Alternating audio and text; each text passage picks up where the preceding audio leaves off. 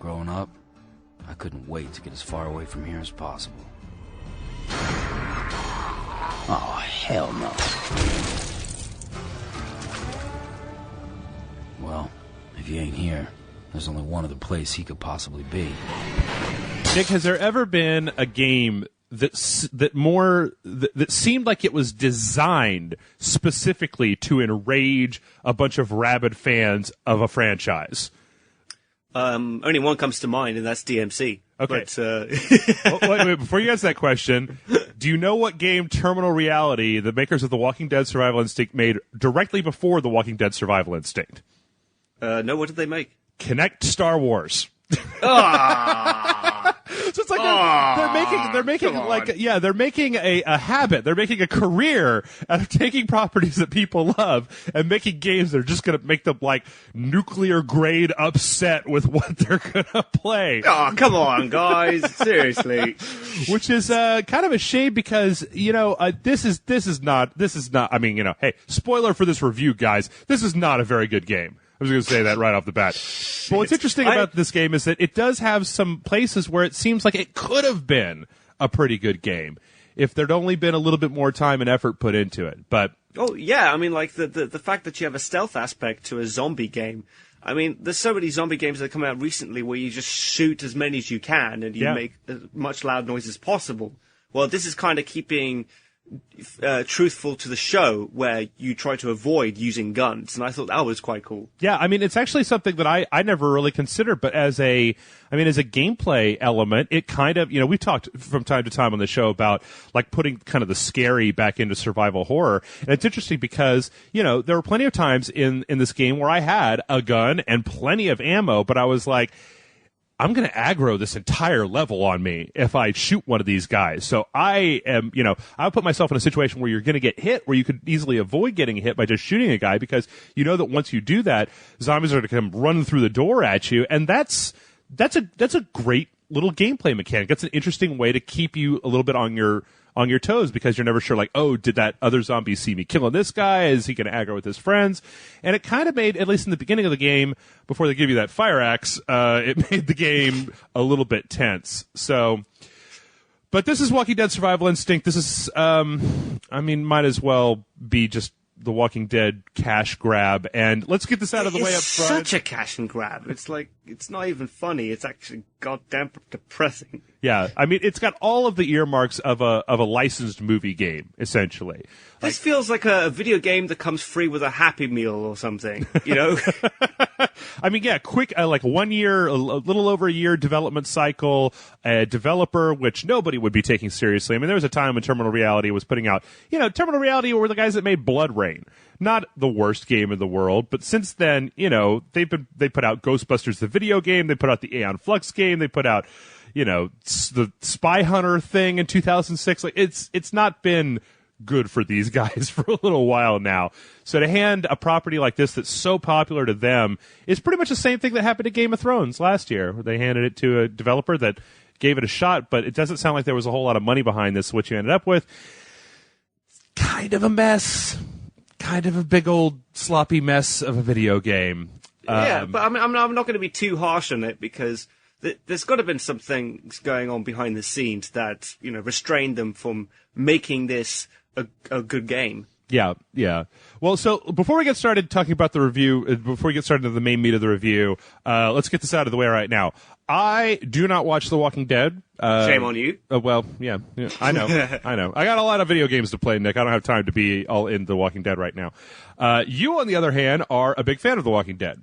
Yes, I am. Okay, so we'll come back to that later, but, I just want everybody to know where it comes from. Transparency in reviewing. That's what we're all about here on the Loading Bar.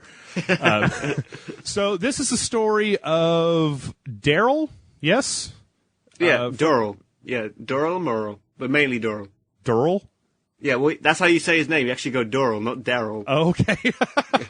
They made that really clear in the show, but everyone just keeps calling him Daryl anyway. Okay, all right. So, yeah, Daryl played by Daryl. I feel stupid saying that name. I know, he's a fucking redneck hick, man. What do you want? Played by Norman Reedus, and then for the second time in, wait a minute, when was Black Ops 2 was, late last year, so we got Michael Rooker in another video game not too long after his appearance in Black Ops 2, playing Merle, I assume, is the way that you say that. Yes. As the brothers Dixon from The Walking Dead, and you're basically just trying to kind of, I mean, the story in this game is, I didn't really, I mean, maybe it was just so boring that I forgot about it, or I fell asleep while it was on. I was hoping you'd tell me, man, because I played the game and I really don't remember. Okay, well, the story. It appears, in the beginning, Durrell appears to be mostly concerned with looking for his brother Merle. This is turning really stupid really quickly here. And once you find him, then you've got a sub-objective with him, and then from there you hook up with some other people, and you're trying to get to this hospital, and then from there you're just trying to GTFO. But mostly it's about... The game is broken up into a series of encounters in cities, and then kind of stops along the cities where you'll basically go into a city for a specific objective, but then you'll have some sub-objectives, like people say, hey, can you get me some medicine, or I need batteries for this thing, or whatever, and they'll reward you if you get those things and bring them back to them. But over the course of stopping in these cities, you scavenge materials, and you bring them back at the end of the level and kind of distribute them amongst the people that are driving around with you. You have different cars, and then you drive between cities, and then there's a kind of a random encounter chance between the cities that your car may break down, or you may find a place where you can stop and scavenge some more materials.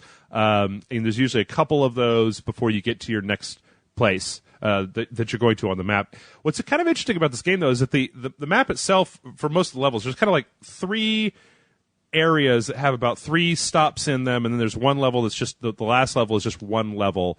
But in those 3 levels, there's actually kind of a branching route that you could take. So you could choose to go over here to this one place, or over here to this other place.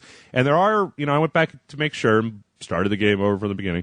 They are entirely different places. So there is at least, if you were into this game, which I don't really totally understand why you would be, but there is at least some justification for playing through the game more than once. Not a good one. I'm quite curious to that, because you go to various different towns in this game, and to be quite frank with you, they all look the same to me. It's just like maybe a different part of the map of one that you went to previously. Yeah. Well, I think there's there's really only there's a couple of reasons. I mean, there's different supplies in different towns. So, if you'd played through this game, I don't know if you were doing a speed run or something. God only knows why you'd be doing that. But, you maybe want to go over here to get this one gun faster, or go over here to get this one melee weapon faster, or whatever. But kind of the big thing is that you carry a group of survivors with you through this game. And whenever you hit a level, you can send them out to go get food or gas or bullets. Or you can just have them stay with the car, because when they go out, they generally tend to take damage, and you have to heal them or else they'll die. When you finish the game, you get some cheats that you can turn on or you could start a new game plus essentially with one of these cheats turned on. Things like you start with silenced weapons, you have better aiming or run faster, things like that. And those perks that unlock are determined by which survivors you bring with you when you exit the end of the game. So that's the only reason I could see that you would go back and maybe play through these places would be to get different survivors and bring them out. But you would never do that because the survivor system's fucking broken. There, I said it. Because this game is... Yeesh. It is. I mean, like, what you're saying with the whole survivor thing, like, you send out, like, 2 or 3 survivors, let's say, looking for the same stuff. They all come back with their health really damaged. And, of course, you've got to heal them up. But if you send them to get food, they only bring back, like, 2 pieces of food at a time. Mm-hmm. Or, like, 2 extra bullets or something. It's completely pointless. I just tell them to bloody well stay at the car, and I'll just do everything myself in this game. I mean, it's kind of funny that they generally tend to bring back enough food that you can use that food to heal them so they can go out again and look for more food. Yeah, what the fuck else were you doing, guys? I don't know. I slipped in this ditch, man. Leave me alone. So the core of the game is it's basically it's a first-person shooter, well, more of maybe a first-person melee game. You've got guns, but like we said before, shooting a gun will bring zombies towards you. You've got melee weapons that you can use to do quick kills. The melee system is okay. There's weapons that are slower, but they'll kill in one hit. There's weapons that are faster, but they take more shots to kill. You've got a kind of rudimentary stealth system where if you duck, you're sneaking, and if they don't see you, you can kind of sneak behind. You can throw distractions for zombies. All this stuff probably makes the game sound better than it actually is. It works well on paper, that's what I think. Yeah. But in practice, it becomes redundant and repetitive. Imagine everything that I just said, but then imagine that those mechanics are kind of the minimum thing possible to meet so that I'm not lying. Like, it does have a stealth mechanic. It's not an especially interesting or effective stealth mechanic. Basically, you squat and the zombies don't see you, and then when they do see you, well, then you've got to kill them. Or if you shoot, then a bunch of zombies will spawn and show up, and they'll start coming at you, as opposed to being quiet. So I'm not going to lie where I said there were a couple points when I was playing this game. When I started this game, I was like, Well, of course, you're actually sounding like a zombie right now. Exactly. But that is literally how you respond. I mean, this game is like full of shoddy textures, and it's just like very lame character interactions. I mean, like, these people. This doesn't feel like a game from 2013. This feels possibly like maybe PlayStation 2, like late PlayStation 2 era. Yeah, maybe mid PlayStation 2 era, but no, and I've got the mental image of shambling up to my Xbox going, games. But yeah, you're right. This game, okay, we'll shift over a little bit here. This game is, if nothing else, pretty goddamn ugly. Yes. They seem to be using kind of all kinds of just stock textures for buildings and people, and the zombies, there's about 5 of them, it seems like, and they all kind of have the same face. Like, there's a few that crawl, but for the most part, they all have kind of the same, either they kind of limp quickly towards you or they limp slowly towards you, and they have very similar attacks all around. You know what I like, though? I appreciate that there's only one zombie type throughout the entire game. Because there's so many zombie games I've played where there's spitters or chargers or, like, whatever. So this is, in fact, keeping faithful to the show, where there's only one zombie type, and there are threats enough as it is. Yeah. Are you telling me that you're sad that you didn't have to worry about startling the witch? Is that? Oh God, I hated that witch. So, like I said, the melee combat is pretty simplistic. There's a shove, there's a hit. There is a kind of cool thing when a zombie will grab you, where you kind of get into this frantic, you have to line up your knife with their face and stab them in the face. The problem is that when you get a whole bunch of zombies on you, it actually makes the game easier because they just line up. And while one has you, it's grappled onto you and you're trying to stab them in the face. As soon as you stab them in the face, the next one steps up and grabs you and you have to stab them in the face. And because the grappling part doesn't really take off much health, it actually makes it a lot easier to deal with a lot of zombies if the first one grabs you, because you just go down the line. Face stab, face stab, face stab. I even got stabbed one time, Nick. I don't know if this ever happened to you, but some of the zombies in this game only have one arm. And I had my fire axe out, and I chopped off that zombie's other arm, and then I totally got into a grapple fight with the zombie, and I was like, how the fuck is this happening? She doesn't have any arms. That zombie's pretty tough. That's all. She's using her intestines or something. I don't know what the fuck was going on there. But the main problem with this game is just that, the textures are muddy. It's really repetitive. And once you kind of get a hold of the gameplay mechanics, it's not that difficult. It's not that challenging. And it kind of just becomes the same goddamn thing over and over and over again. Which is a little bit of a shame because, like I said, I don't really know that I've played a game like this before. Like, there's Dead Island, but Dead Island was more combat focused and had less of the sneaking and kind of making sure you have enough supplies, enough bullets. It kind of reminded me of Dishonored a little bit, like had that feel to it.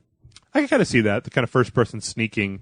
Yeah. But it's just sad because it seems like if they would have spun this out into if this had been a bigger AAA game, it probably could have been something really special. It probably could have been, maybe not like Telltale, definitely not that special, but it probably could have been something, at least where you go, this is an interesting and unique take on survival horror, but as it is, not really. The problem with this game, I think, is that there isn't enough variety. Like, the levels, they all look very similar, and this, when you're fighting the zombies, you kind of get into this movement where you shove them and then you sneak behind them to stab them quickly in the head. Yep. And when you do this over and over and over again, you just kind of get tired of it. Yeah. Well, I tell you what, before we wrap up here, because I don't really know how much more there actually is to say about this game, I want to hear from somebody who is a fan of the show to know, is there anything in this game related to the fiction of the show that could redeem it or make it any better? Was it more fun? Do you feel like you had more fun because they were nodding and nudging you about stuff that had been on the show, or did it just make you angry? Well, this is a prequel to the show. And the problem is that the two main characters, which is Daryl and Merle, they haven't begun their character arc yet, which is what is so appealing about them over the show. So when you're playing them, they're the same kind of selfish dickheads, and they consistently act like that throughout the entire game. Mm-hmm. So there's nothing that interesting about it. This game doesn't tell me anything new that I didn't already know about them. Just about where they've been, and it didn't feel like it was necessarily needed.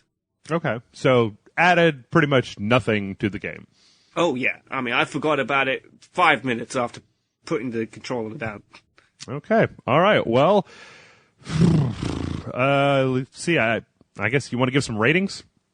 Yeah, that's what we're here for, baby. Okay. I think I'm going to go with a low rental. Like there's actually some stuff in here that is not, I mean, like I had some fun with this game. I'm not going to say that I didn't have no fun with this game, but it's getting real close to some old bullshit, because the fun that I had was probably in the first hour, maybe two, but after that the game just started to drag, and it was like, why am I even continuing to play this game? Why don't I just look up the ending on YouTube? But for you, dear listener, I went all the way to the end, even though I had BioShock Infinite sitting right there, just saying, play me. So yeah, I give it a kind of low rental. How about you? I have to completely agree with you. I'll give it a very low rental as well. There are long periods of the game dragging and it becoming very close for me to give it some old bullshit. But there are a few moments in the game where I was genuinely surprised and engaged. Like, sometimes you go into a room and you've gone through many rooms and there's nothing in there, and then there are 20 zombies in that room, and you're like, oh shit! You have to like run backwards, and then they're getting closer to you, and you're like...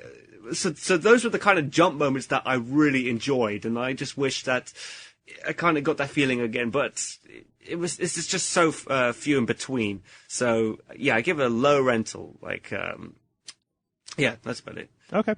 Well, I guess the only thing left to do is we have to speculate what popular franchise Terminal Reality is going to dick up next. Nick, what do you think? Oh, God. Boardwalk Empire, why not? Okay, I'm going to go with new Star Wars game, because they've already got the Star Wars game under their belt, and they probably can't help themselves but to just go dick up whatever the new Star Wars movie is. Stay the fuck away from it, man. Seriously. The things I won't do to save my older brother.